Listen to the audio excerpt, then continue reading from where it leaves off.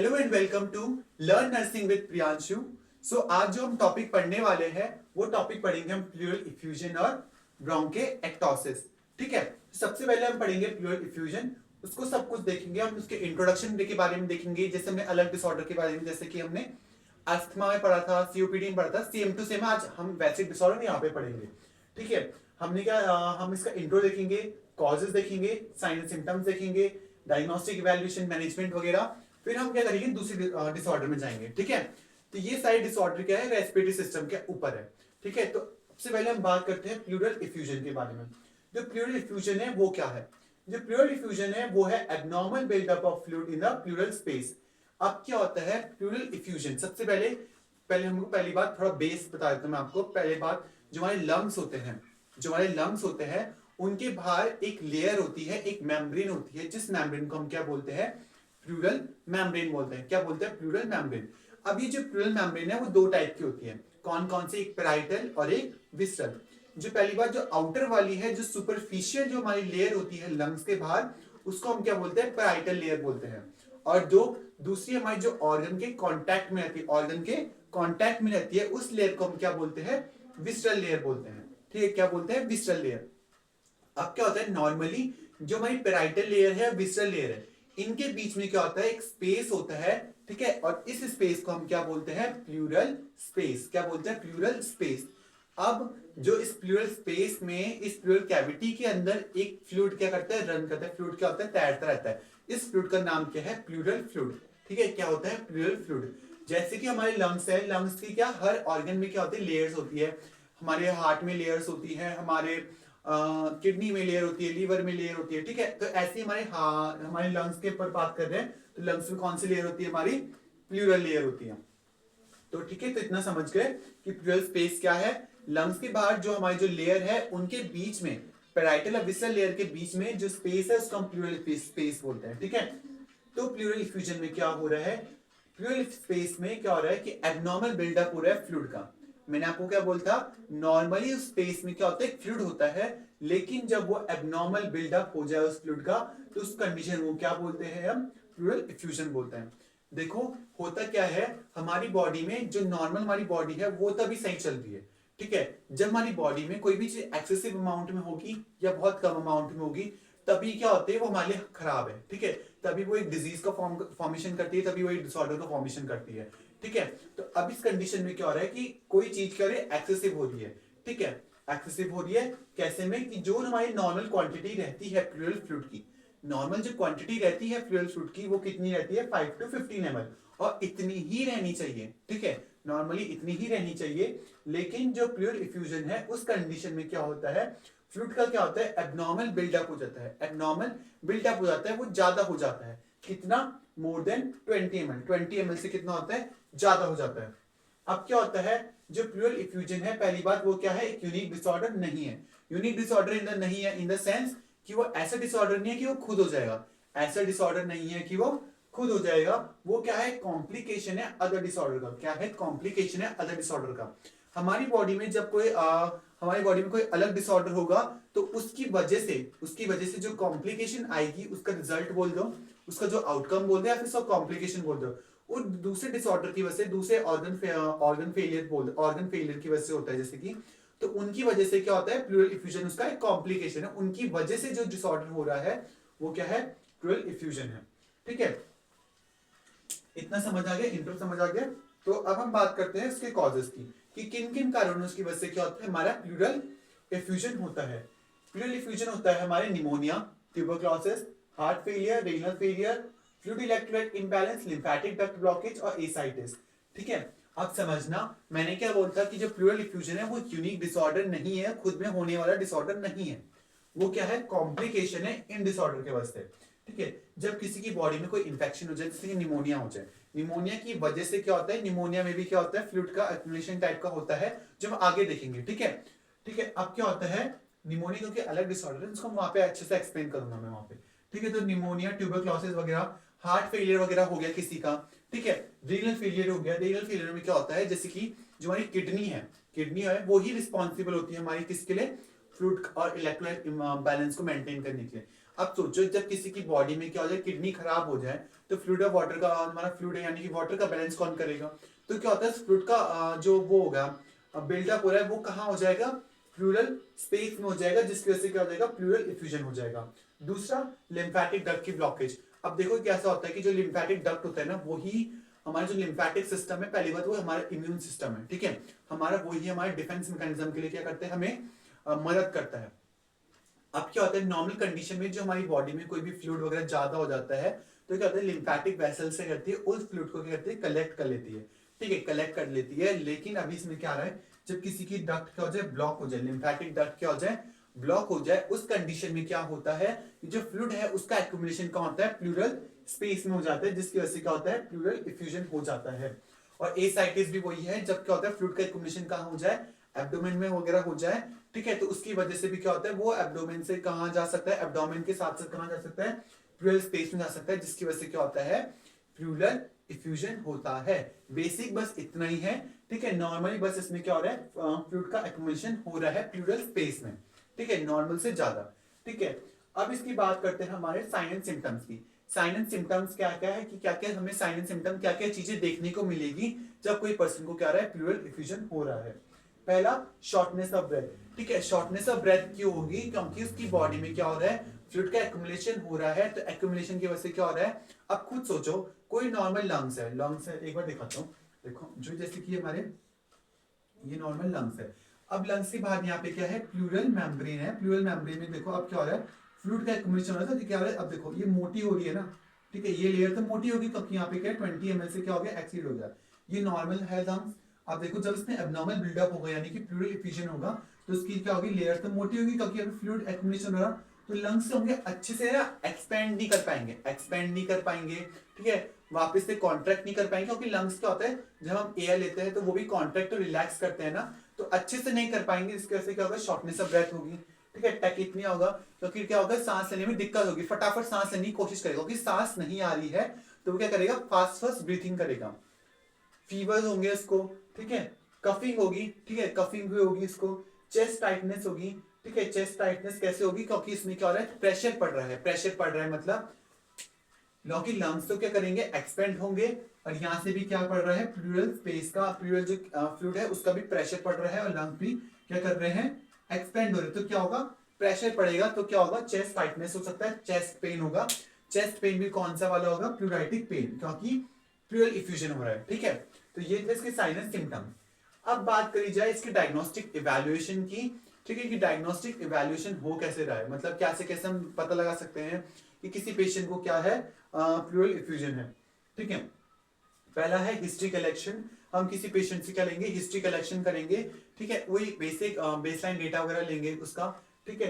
Next हम physical examination करेंगे, physical examination में क्या करेंगे, हम उसकी साउंड सुन सकते हैं। पहली बात क्या होता है, हमारे पहली बात प्लूरल इफ्यूजन में जो हमारी क्या होती है, साउंड सुनाई देती है, प्लूरल इफ्यूजन में जो हमें साउंड सुनाई देती है, कौन सी साउंड सुनाई देती है, क्रैकल साउंड सुनाई देती है, कौन सी, क्रैकल साउंड। अब क्रैकल साउंड क्या होती है, क्रैकल साउंड हमारी एब्नॉर्मल साउंड है रेस्पिरेशन की, कैसे साउंड है, एब्नॉर्मल साउंड है रेस्पिरेशन की।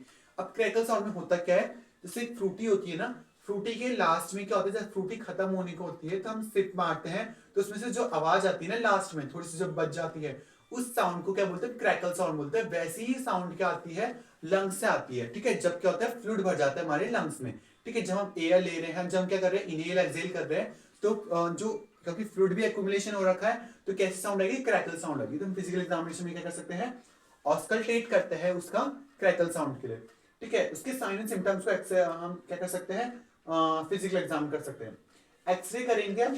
अब देखो एक्सरे भी क्या होंगे, दो टाइप्स के आएंगे, ठीक है। एक्सरे क्या होता है, दो टाइप्स के होते हैं। देखो कि जब क्या होता है, किसी के लंग्स का क्यों हम क्या करेंगे, एक्सरे करेंगे ना, तो अगर किसी का एक्सरे ब्लैक आता है, किसी का एक्सरे ब्लैक आता है, दैट मींस उसके जो लंग्स है उसमें क्या है, एक्यूमुलेशन है एयर का। क्या है, एक्यूमुलेशन एयर का, यानी कि कंडीशन कौन सी है, नीमोथोरैक्स वाली कंडीशन। कौन सी कंडीशन है, नीमोथोरैक्स वाली कंडीशन है। और जब किसी का एक्सरे क्या आएगा, व्हाइट आएगा, तो कौन सी कंडीशन होगी, जब क्या होगा, फ्लूइड का एक्यूमुलेशन हो जाएगा लंग्स में, क्या हो जाएगा, फ्लूइड का एक्यूमुलेशन हो जाएगा लंग्स में। तो अब मुझे बताओ कि जब प्लूरल इफ्यूजन है उसमें क्या होगा, कौन सा एक्सरे दिखेगा, ठीक है, कौन सा एक्सरे दिखेगा। तो इसमें हमारा कौन सा एक्स रे दिखेगा, व्हाइट एक्स रे दिखेगा, क्योंकि क्या है, फ्लूइड का क्या हो रहा है, एक्यूमुलेशन हो रहा है, ठीक है, हमारे प्लूरल स्पेस में। नेक्स्ट हम सिटी स्कैन कर सकते हैं, हम ब्लड टेस्ट कर सकते हैं, KFT, LFT, ठीक है, WBC, ठीक है, ये सब क्या करते हैं, टेस्ट कर सकते हैं, क्योंकि यही क्या है, कॉम्प्लिकेशन है। LFT करेंगे, किसी का लीवर फंक्शन टेस्ट करेंगे, हमारा KFT है, किडनी फंक्शन टेस्ट करेंगे, तो इनसे क्या पता चलेगा, क्योंकि अगर ये ऑर्गन्स में क्या होगा हमारे अगर ये इनमें कोई प्रॉब्लम होगी, क्योंकि यही तो कॉम्प्लिकेशन है हमारे उस डिसऑर्डर का, ठीक है। नेक्स्ट है थोरेसेंटेसिस। थोरेसेंटेसिस क्या होता है, एक तरीके का प्रोसीजर है, क्या है, एक तरीके का प्रोसीजर है। उसमें क्या होता है, हम अल्ट्रासाउंड मशीन और निडल के थ्रू क्या करते हैं, हमारे प्लूरल स्पेस में क्या करते हैं, निडल को इंसर्ट करते हैं, फिर वहां से क्या करते हैं, जो हमारा फ्लूइड है, प्लूरल फ्लूइड है, उसको क्या करते हैं, बाहर निकालते हैं, उसको क्या करते हैं, बाहर निकालते हैं निडल के थ्रू, ठीक है। उस प्रोसीजर को हम क्या बोलते हैं, थोरेसेंटेसिस बोलते हैं, जिसमें क्या करें, कलेक्शन करते हैं सैंपल का, कौन सा सैंपल है, जो हमारा प्लूरल इफ्यूजन का जो प्लूरल फ्लूइड है उसको निकालते हैं थोड़ा सा कैविटी के, ठीक है, हमारी प्लूरल कैविटी से क्या करते हैं, उसको निकालते हैं सिरिंज और हमारे जो नीडल है उसकी मदद से और अल्ट्रासाउंड मशीन की वजह से, ठीक है। नेक्स्ट है हमारा मैनेजमेंट, भी कैसे कैसे हम क्या कर सकते हैं, प्लूरल इफ्यूजन को क्या कर सकते हैं, ट्रीट कर सकते हैं, उससे क्या कर सकते हैं, मैनेज कर सकते हैं। पहला है हमारा थोरेसेंटेसिस। थोरेसेंटेसिस वही था, नीडल के थ्रू, अल्ट्रासाउंड मशीन के थ्रू हम क्या कर रहे हैं, उस फ्लूइड को कर रहे हैं, निकाल रहे हैं। दूसरा, ड्रग थेरेपी दे सकते हैं, एनाल्जेसिक्स दे सकते हैं, एंटीबायोटिक्स दे सकते हैं, ठीक है। एनाल्जेसिक्स क्यों दे रहे हैं, क्योंकि पेन हो रहा है, पेन के टाइम क्या कर सकते हैं, उनको एनाल्जेसिक दे सकते हैं। एंटीबायोटिक दे रहे हैं क्योंकि, ठीक है, एंटीबायोटिक क्या है, कोई इन्फेक्शन वगैरह को ट्रीट करने के लिए, क्योंकि इन्फेक्शन वगैरह निमोनिया की वजह से भी हो रहा था हमें, ठीक है। चेस्ट ट्यूब ड्रेनेज कर सकते हैं, उसको हम क्या करते हैं, ड्रेनेज कर सकते हैं उसके फ्लूइड का, ठीक है। सर्जिकल प्लूरोएक्टोमी कर सकते हैं, प्लूरोडेसिसिस कर सकते हैं। अब प्लूरोडेसिसिस क्या होता है, प्लूरोडेसिसिस क्या होता है, जब हम प्लूरो स्पेस में क्या कर देते हैं, प्लूरो स्पेस को करते हैं, सील कर देते हैं, क्या कर देते हैं, सील कर देते हैं। सील कैसे करेंगे, हम क्या करते हैं, वहां पे करते हैं स्टेराइल टाप या फिर डॉक्सीसाइक्लिन को मदद से क्या करते हैं, जो हमारे प्लूरल मेम्ब्रेन होती है ना, विस्लर प्राइटर, उनको करते हैं, चिपका देते हैं, उनको सील कर देते हैं, ठीक है। तो ये क्या है, हमारा मैनेजमेंट है हमारा प्लूरल इफ्यूजन का। अब क्या है हमारा नर्सिंग मैनेजमेंट, क्या है, नर्सिंग मैनेजमेंट, हमारे पास कोई पेशेंट आ रहा है, सबसे पहले पेशेंट को हम असेस करेंगे, उसका डायग्नोस बनाएंगे। डायग्नोस में वो क्या क्या दिखेगा, इनइफेक्टिव एयरवे दिखेगा, क्यों, क्योंकि उसको क्या है, फ्लूइड का एक्यूमुलेशन है, ठीक है। पेन के, और वो कैसे पता चल रहा है, क्योंकि इसको क्या है, पेन हो रहा है, शॉर्टनेस ऑफ ब्रेथ हो रही है।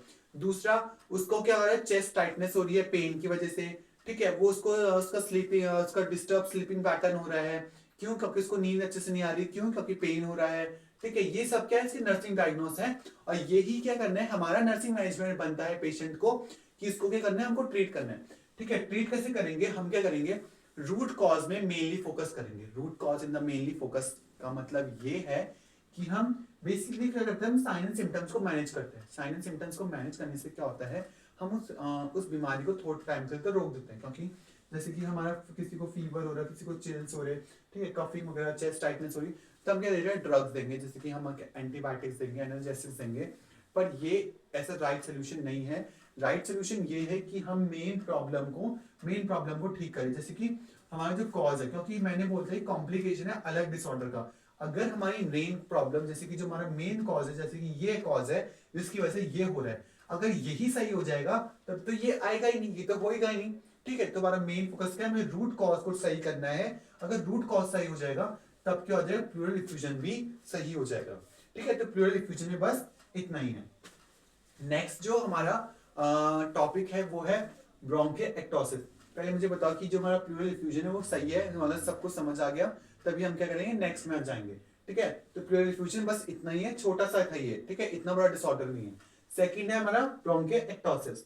अब ब्रोंकिएक्टोसिस क्या होता है, ब्रोंकिएक्टोसिस है as a condition in which bronchi are permanently dilate and are enlarged and some are permanently scarred, ठीक है। ऐसी कंडीशन जिसमें क्या होता है, ब्रोंकाई क्या होता है, परमानेंटली डायलेट हो जाते हैं, जो उनका ल्यूमेन है वो परमानेंटली डायलेट हो जाता है, ठीक है।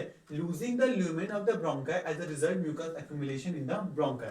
अब क्या होता है, जो हमारी ब्रोंकाई होती है वहां पे क्या होता है, म्यूकस का एक्यूमुलेशन हो जाता है, जिसकी वजह से क्या होता है कि जो हमारे ब्रोंकाई है वो परमानेंटली डायलेट हो जाते हैं, ठीक है। क्रॉनिक लंग डिजीज है, ठीक है, इसमें क्या होता है, जो एयरवे की वॉल्स हैं वो परमानेंटली डायलेट हो जाती है, रिकरेंट इन्फेक्शन और इन्फ्लेमेशन की वजह से। ये as a chronic lung disease में भी कन्वर्ट हो सकता है।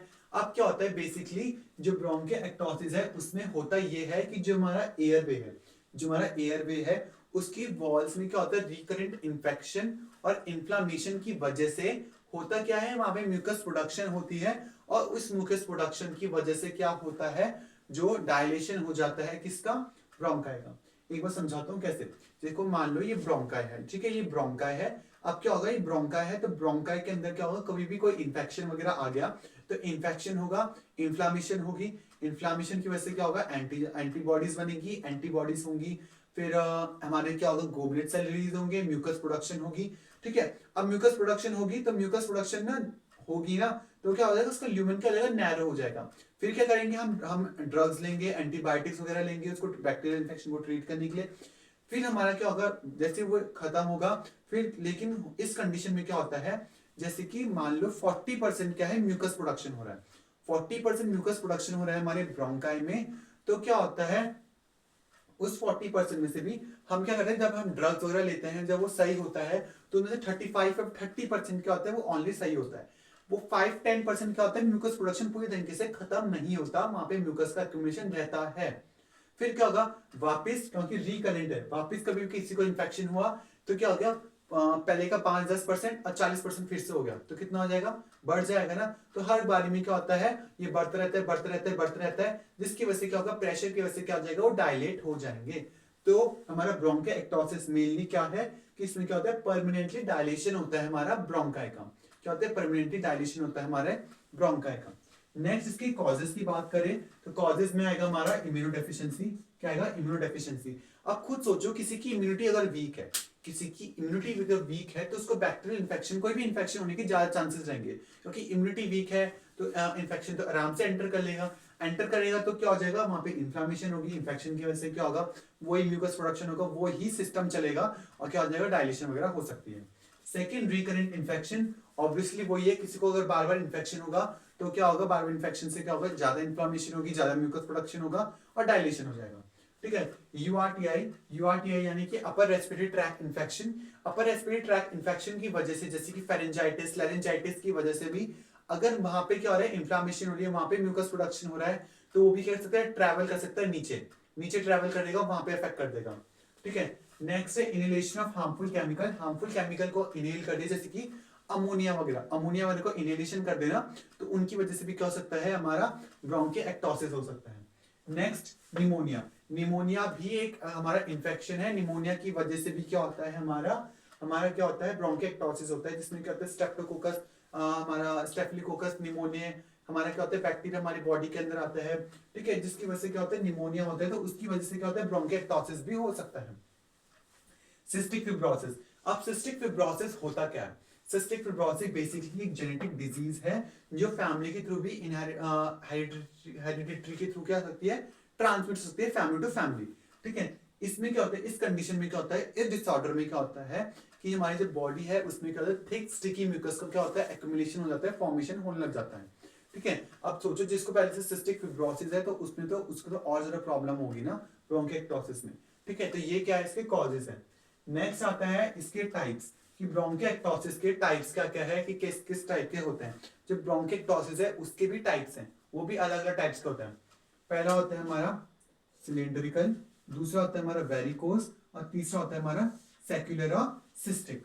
अब देखो सिलेंड्रिकल क्या होता है, सिलेंड्रिकल क्या होता है dilate in a cylindrical shape.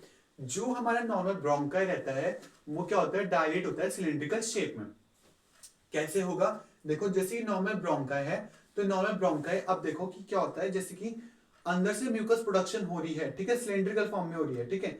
बाहर से देखो ये बाहर से क्या है हमारा ब्रोंकाई है, अंदर से क्या रहा है पूरी फॉर्म नीचे तक क्या और ऊपर से नीचे तक क्या रहा है हमारा म्यूकस का एक्यूमुलेशन हो रहा है, जिससे क्या हो रहा है ये पूरा क्या हो रहा है डायलेट हो रहा है। जैसे कि ये ब्रोंकाई है, अंदर से क्या हो रहा है म्यूकस प्रोडक्शन हो रही है, तो क्या है ऐसे अभी नॉर्मल ऐसे था तो क्या हो जाएगा ऐसा हो जाएगा मतलब डायलेट हो जाएगा, ठीक है। अब वेरिकोस में क्या होता है, वेरिकोस में क्या होता है इरेगुलरली डायलेशन होता है हमारा ब्रोंकाई में, ठीक है। इरेगुलर डायलेशन कैसे होगा, जैसे कि ये ब्रोंकाई है, ये हमारा ब्रोंकाई है, इस ब्रोंकाई में क्या होगा थोड़ा इधर से इधर म्यूकस प्रोडक्शन होगा, इधर इन्फेक्शन होगा तो यहाँ से डायलेट हो गया, थोड़ा इधर से हो रहा, थोड़ा इधर से हो रहा, थोड़ा इधर से हो रहा, तो इधर इधर से अलग अलग जगह से इरेगुलरली डायलेशन होगा हमारे अलग अलग सम पॉइंट्स में, तो क्या होगा उस सम क्या होता है वेरिकोस ब्रोंकिएक्टोसिस बोलते हैं। नेक्स्ट हमारे सेक्युलर सिस्टिक। सेक्युलर सिस्टिक में क्या है कि यहाँ पे क्या होता है सैक फॉर्मेशन हो जाती है, सैक फॉर्मेशन हो जाती है, जैसे कि ये हमारा ब्रोंकाई था, यहाँ पे सैक बना, यहाँ एक सैक यहाँ पे बन गया, एक सैक यहाँ बन गया, एक सैक यहाँ यहाँ, और इस सैक के अंदर क्या होगा म्यूकस प्रोडक्शन हो जाएगा, यहाँ पे म्यूकस प्रोडक्शन हो जाएगा। तो म्यूकस प्रोडक्शन होगा तो क्या होगा यहाँ पे प्रेशर पड़ेगा और ये क्या हो जाएंगे डायलेट हो जाएंगे, क्या हो जाएंगे डायलेट हो जाएंगे। तो इसको इसी को हम क्या बोलते हैं सेक्युलर सिस्टिक ब्रोंकिएक्टोसिस। ठीक है, तो ये इसके टाइप्स हैं। नेक्स्ट हम पढ़ेंगे अब इसके क्या, नेक्स्ट हम पढ़ेंगे इसका पैथोफिजियोलॉजी। ठीक है, इसको मिटा देता हूं।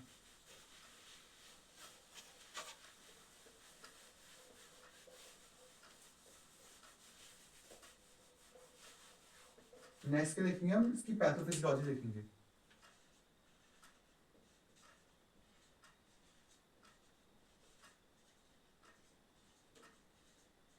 कि हो कैसे रहा है। अब देखो ड्यू टू रिकरेंट इन्फेक्शन, अब क्या हो रहा है हमारी बॉडी में, क्या हो रहा है कोई भी इन्फेक्शन आ रहा है आ रहा है आ रहा है। ठीक है,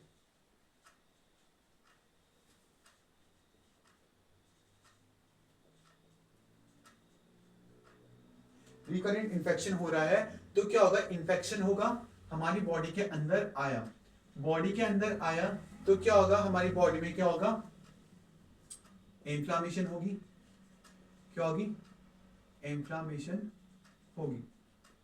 ठीक है, अब इन्फ्लामेशन होगी तो इन्फ्लामेशन की वजह से क्या होगा म्यूकस प्रोडक्शन, क्या होगा म्यूकस प्रोडक्शन। फिर क्या होगा म्यूकस प्रोडक्शन का क्या होगा एक्यूमुलेशन हो जाएगा, वो क्या हो जाएगी इकट्ठा होना स्टार्ट हो जाएंगे, क्या हो जाएंगी इकट्ठा होना स्टार्ट हो जाएंगे, एक्यूमुलेशन ऑफ म्यूकस। फिर नेक्स्ट क्या होगा हमारा, क्या होगा हमारे क्या होगा, अब क्या होगा हमारी जो एंटीजन है वो हमारे एंटीजन यानी जो भी इंफेक्शन वगैरह है पैथोजन है हमारी बॉडी में आया, बॉडी में आया तो क्या होगा उसके खिलाफ क्या बनेगी हमारी एंटीबॉडी बनेगी। अब क्या होगा एंटीजन एंटीजन एंटीबॉडी रिएक्शन होगी, एंटीजन एंटीबॉडी रिएक्शन होगी। ठीक है, अब एंटीजन एंटीबॉडी रिएक्शन में क्या होगा जिसकी वजह से क्या होगा ल्यूमेन क्या हो जाएगा नैरो हो जाएगा, ल्यूमेन क्या हो जाएगा नैरो हो जाएगा, और हमारा जो ल्यूमेन नैरो हो जाएगा जिसकी वजह से क्या हो जाएगा डायलेशन हो जाएगा ब्रोंकाई में।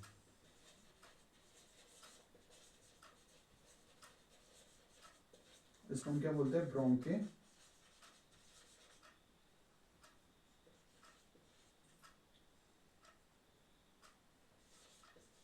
ब्रोंकिएक्टोसिस। ठीक है, अब समझो कि सबसे पहले क्या हो रहा है रिकरेंट इन्फेक्शन हो रहा है बॉडी में, क्या रहा है इन्फेक्शन आई जा रहा है आई जा रहा है आई जा रहा है। अब आई जा रहा है तो उसकी वजह से क्या होगा इन्फ्लामेशन होगी, इन्फ्लामेशन होगी तो म्यूकस प्रोडक्शन होगा, म्यूकस बनेगा, फिर क्या होगा एक्यूमुलेशन होगा म्यूकस का, म्यूकस क्या होगा एक्यूमुलेट होगा एक जगह पे इकट्ठा होने लग जाएगा। इसकी वजह से क्या होगा एंटीजन एंटीबॉडी रिएक्शन होगी, एंटीजन था मतलब इन्फेक्शन आया तो उसके खिलाफ क्या होगी हमारी एंटीबॉडीज बनेगी, फिर एंटीजन एंटीबॉडी बनेगी तो उसकी वजह से इन्फ्लामेशन होगा, वही होगा सेम टू सेम। ठीक है, जिसकी वजह से क्या होगा अब देखो मैंने अब इसमें कंफ्यूज मत होना कि यहाँ पे जैसे कि ब्रोंकाई था, ब्रोंकाई था तो ब्रोंकाई में क्या हो रहा है यहाँ पे म्यूकस प्रोडक्शन हो रहा है, ये म्यूकस प्रोडक्शन हो रहा है ऐसे। ठीक है, ऐसे मतलब अगर ऐसे म्यूकस प्रोडक्शन हो रहा है तो क्या होगा ल्यूमन क्या होगा नैरो होगा, ल्यूमन क्या होगा नैरो होगा, रास्ता तो पतला हो गया ना, जो नॉर्मल रास्ता इतना था अब ल्यूमन एंटीजन एंटीबॉडी रिएक्शन की वजह से म्यूकस प्रोडक्शन वगैरह की वजह से तो क्या हो गया ल्यूमेन क्या हो गया नैरो हो गया, लेकिन इसके बाद क्या हो गया डायलेशन होता है ब्रोंकाई का। इसका मतलब ये है कि यहाँ पे तो म्यूकस का क्या होगा म्यूकस का एक्यूमुलेशन होगा, यहाँ पे तो रास्ता नैरो हो जाएगा, ल्यूमेन हमारा नैरो हो जाएगा, लेकिन जो ये म्यूकस है ये क्या करता है आउटर की तरफ क्या करता है हमारा प्रेशर जनरेट करता है। ठीक है, जिसकी वजह से क्या होता है हमारी जो बाहर की तरफ से जो हमारा ब्रोंकाई था वो क्या होता है डायलेट हो जाता है, बाहर की तरफ से खुद ऐसा हो जाता है डायलेट हो जाता है। ठीक है, जिसकी वजह से क्या होता है ब्रोंकाई तो बाहर से नॉर्मल इतना हो जाता है खुल खुल के। ठीक है, डायलेट हो के इतना हो जाता है, लेकिन अंदर क्या है इसके अंदर जो अंदर से क्या है नैरो है, बाहर से डायलेट हो जाएगा लेकिन अंदर से क्या होगा म्यूकस प्रोडक्शन की वजह से क्या हो जाएगा नैरो हो जाएगा। तो उसी कंडीशन को क्या बोलते हैं, ब्रोंकेक्टोसिस बोलते हैं। क्या बोलते हैं, ब्रोंकेक्टोसिस। ठीक है, अब इसके बाद क्या है, इसकी क्लिनिकल सिम्टम्स आते हैं। क्लिनिकल सिम्टम क्लास से वो ही आता है जो भी हमारा क्लिनिकल मैनिफेस्टेशन बोल दो, साइन एंड सिम्टम्स बोल दो, कुछ भी बोल दो।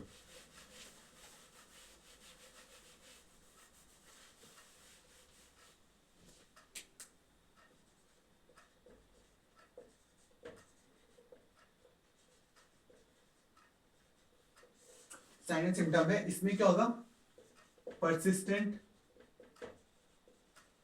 कफ होगा, परसिस्टेंट स्पूटम होगा कफ की वजह से। ठीक है, परसिस्टेंट स्पूटम होगा। परसिस्टेंट स्पूटम क्यों होगा, क्योंकि जब कोई भी इंसान कफ करेगा, तो किस किस कफ करेगा तो क्या होगा, उसकी बॉडी के अंदर क्या है, म्यूकस का फॉर्मेशन बहुत ज्यादा हो गया है, एक्यूमुलेशन हो गया है म्यूकस का बहुत ज्यादा। ठीक है, बहुत ज्यादा म्यूकस फॉर्मेशन हो गए, तो इसके वजह से म्यूकस क्या हो रहा है, स्पूटम में क्या हो गया, कन्वर्ट हो गया, जिसकी वजह से इसको प्रॉब्लम हो रही है। ठीक है, परसिस्टेंट स्पूटम होगा। नेक्स्ट क्या होगा, जो उसका जो स्पूटम होगा उसका कलर की बात करें, कलर कैसा होगा उसका, येलो ग्रीन स्पूटम होगा। ठीक है, येलो और ग्रीन स्पूटम होगा। और कैसी स्मेल होगी, फाउली स्मेल होगी। कैसी होगी, फाउली स्मेल, गंदी सी स्मेल होगी। ठीक है, नेक्स्ट हमारा क्या होगा, उसको रिकरेंट लंग इन्फेक्शन हो सकते हैं। रिकरेंट लंग इन्फेक्शन उसको होने के चांसेस रहते हैं। क्या इसका मतलब ये है कि क्या है, क्योंकि जो हमारा ब्रोंकाई है, ठीक है, जो हमारा ब्रोंकाई है उसमें अभी क्या है, हमारा म्यूकस का प्रोडक्शन है। अब वो म्यूकस क्या हो सकता है, हमारे लंग्स से भी ट्रेवल कर सकता है और लंग्स को भी क्या कर सकता है, अफेक्ट कर सकता है। ठीक है, तो चौथा क्या है हमारा, difficulty in breathing. Difficulty in breathing. अब खुद सोचो, किसी का अगर म्यूकस फॉर्मेशन हो रहा है, किसी का म्यूकस फॉर्मेशन हो रहा है, इसका ल्यूमेन नैरो हो रहा है, तो उसको सांस लेने में दिक्कत होगी ना, डिफिकल्टी इन ब्रीथिंग तो होगी, यानी कि बॉडी में क्या हो गया, डिस्पनिया हो गया है। क्या हो चुका है, डिस्पनिया हो चुका है। और फाइनली क्या होगा, वीजिंग साउंड सुनाई देगी। क्या होगी, वीजिंग साउंड सुनाई देगी। अब क्या हो रहा है, मैंने वही बोलता कि किसी का अगर ल्यूमेन अंदर से नैरो है, किसी का ल्यूमेन अंदर से नैरो है, वो कॉन्सेक्ट हो चुका है, तो क्या होगा, हमें कैसे साउंड सुनाई देगी, वीजिंग साउंड सुनाई, विसल साउंड सुनाई देगी। ठीक है, जैसे उसमें एयर पास होगी। ठीक है, ये थे इसके साइन एंड सिम्टम। नेक्स्ट आता है हमारे डायग्नोस्टिक इवैल्यूएशन। क्या आता है, डायग्नोस्टिक। अभी इस वक्त जो मेरे में रेड मार्कर था ना, रेड मार्कर मेरा पता नहीं कहाँ मिल नहीं रहा है, तो अभी तो मैं ब्लू से लिख रहा हूँ, तो राइटिंग में थोड़ी खराब होगी तो मैनेज कर लेना। ठीक है, डायग्नोस्टिक इवैल्यूएशन है। डायग्नोस्टिक इवैल्यूएशन में क्या करेंगे, सबसे पहले हिस्ट्री कलेक्शन करेंगे। हिस्ट्री कलेक्शन क्या करेंगे, हम पेशेंट से पूछेंगे, हम पेशेंट से हिस्ट्री कलेक्ट करेंगे कि क्या आपको इन्फेक्शन वगैरह तो नहीं था, क्योंकि इन्फेक्शन की वजह से भी क्या हो रहा है, हमारा ब्रोंकिएक्टोसिस हो रहा है। अगर उसको इन्फेक्शन वगैरह होगा, हम उसकी कंडीशन देखेंगे, उसकी मेडिकल रिपोर्ट वगैरह देखेंगे, उसको कोई मतलब हिस्ट्री, बेसिकली हम उसका हिस्ट्री कलेक्ट करेंगे, मेडिकल हिस्ट्री वगैरह कलेक्ट करेंगे। ठीक है, नेक्स्ट हमारा फिजिकल एग्जामिनेशन। फिजिकल एग्जामिनेशन में क्या करेंगे, हम उसके क्लासिकल सिम्टम्स को करेंगे, हम एग्जामिन करेंगे, वही हम वीजिंग साउंड देखेंगे, उसको डिप्सनिया तो नहीं हो रहा, उसको परसिस्टेंट स्पूटम तो नहीं हो रहा। ठीक है, उसका स्पूटम येलो ग्रीन कलर का तो नहीं हो रहा, फाउली स्मेल तो नहीं आ रही। ठीक है, नेक्स्ट हम देखेंगे चेस्ट एक्सरे। क्या देखेंगे, चेस्ट एक्सरे देखेंगे। और जब हम किसी का उसका चेस्ट एक्सरे दिखेगा, तो क्या ऐसे दिखेगा, हनी कॉम की शेप में दिखेगा। कैसे दिखेगा, हनी कॉम।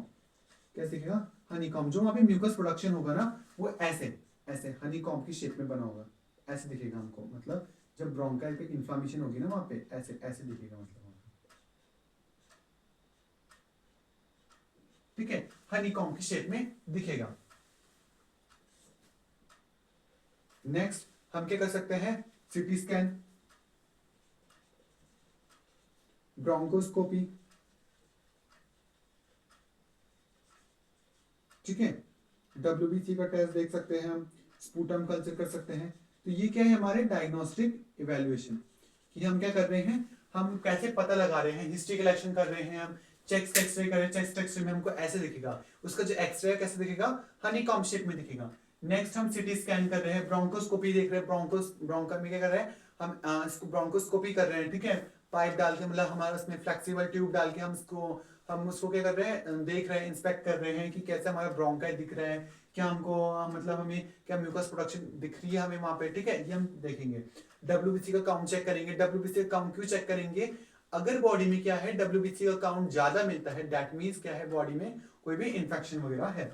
स्पूटम का कल्चर करेंगे, स्पूटम कल्चर में हमको ये दिखेगा। ठीक है, तो यही क्या है हमारे साइन सिम्टम्स है।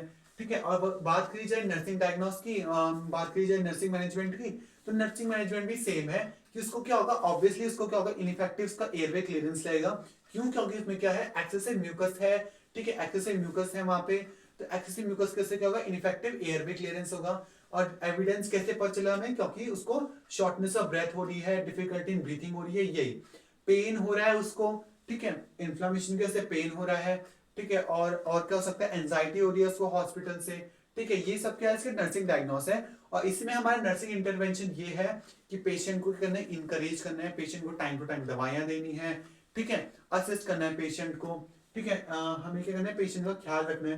तो यही क्या है, हमारा नर्सिंग इंटरवेंशन बनता है इन सब चीजों के। तो आज जो हमने डिसऑर्डर पढ़े वो हमने प्लूरल इफ्यूजन और ब्रोंकेक्टोसिस के बारे में पढ़ा। प्लूरल इफ्यूजन में क्या होता था, नॉर्मली जो एबनॉर्मल बिल्डअप हो था हमारे फ्लूइड का हमारे प्लूरल स्पेस में। और ब्रोंकेक्टोसिस में क्या होता था हमारा, कि जो हमारा परमानेंटली डायलेशन होता है किसका, ब्रोंकाई का। तो छोटे छोटे टॉपिक थे ये। तो बस आज 2 टॉपिक कवर हो गए। तो नेक्स्ट देखते हैं हम कौन सा टॉपिक कवर करते हैं। ठीक है, तो अब हमने कर दिया, हमने अस्थमा कवर कर दिया, हमने अस्थमा कवर कर लिया है, हमने सीओपीडी कवर कर लिया है, हमने प्लूरल इफ्यूजन और ब्रोंकेक्टोसिस कर लिया है। अब हम नेक्स्ट डिसऑर्डर देखेंगे। तो आज के लिए बस थैंक यू। सो अगर आपको वीडियो अच्छी लगी तो आप लाइक, कमेंट और सब्सक्राइब करना। Thank you so much.